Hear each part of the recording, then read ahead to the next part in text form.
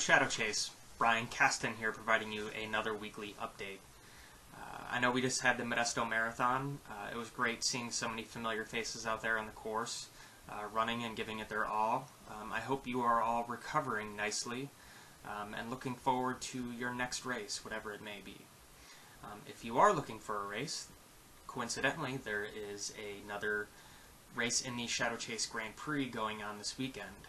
That is the Run for Health on Saturday, April 11th in Isla Loma Park. There are several distances for you to choose from.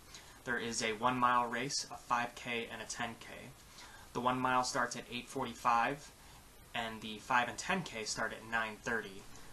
Like I said, this is part of the ShadowChase Grand Prix, so it's a great opportunity for you to earn your running Grand Prix points as well as your volunteer points. And then on Sunday, we have our first ShadowChase Park cleanup of the year. That's April 12th. We'll meet at 8 a.m. in Dry Creek for a run, and then we'll gather back at 10 o'clock and distribute out amongst the park and pick up trash. We sponsor a section of Dry Creek that we're responsible for cleaning and maintaining. So ShadowChase will provide gloves, trash bags, and tools to pick up the trash with. So again, that's a great opportunity to earn some Grand Prix points for you.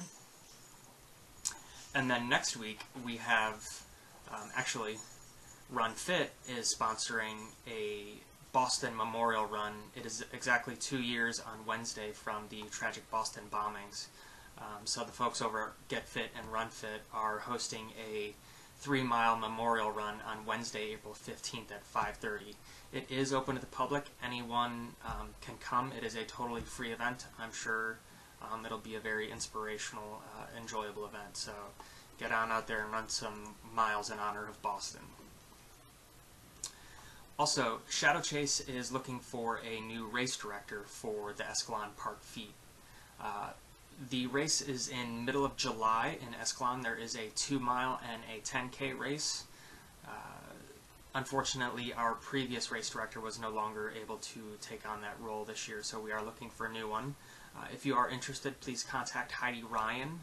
We are working on developing a full list of race director responsibilities and should have it available soon to help guide you through what is expected of a race director. And then lastly, probably the most exciting piece is the ShadowChase field trips. We have 3 different field trips coming up in the next month or so. First, on April 19th, we have the Lafayette Reservoir Trail Run. Lafayette Reservoir is just west of Walnut Creek. It is a 5-mile loop around the lake.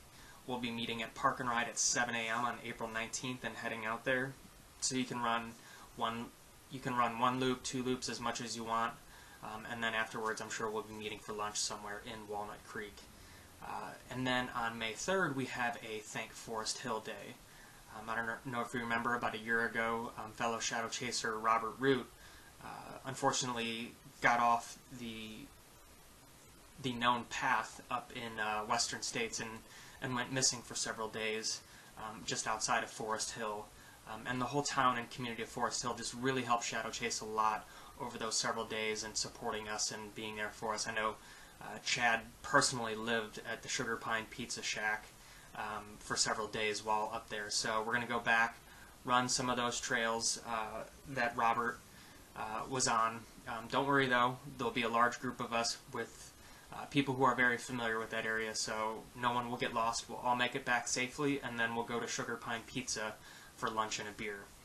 Again, that's May 3rd, and we will meet at Park and Ride at the mall at 7 a.m. and then head out to Forest Hill. And then on May 17th, we have a Return to Angel Island.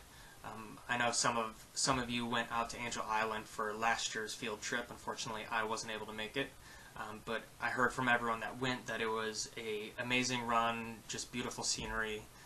So we'll be leaving from Park and Ride on Sunday, May 17th at 7 a.m., heading out to Tiburon in Marin County and catching a ferry to Angel Island. And then once you get on Angel Island, there's a paved loop around the island that's about 5 miles. So the paved loop is wheelchair friendly and bicycle friendly, so feel free to bring your kids and their bikes on out and make this a family event. There's also a second route where you can climb a trail up to the summit of Angel Island and have just spectacular views of the entire bay. After the run, we will be meeting up at the local cantina for lunch, a beer, and some live music. So be sure not to miss any of those field trips if you can. I'm sure they're all going to be great events. Have a great weekend and happy running.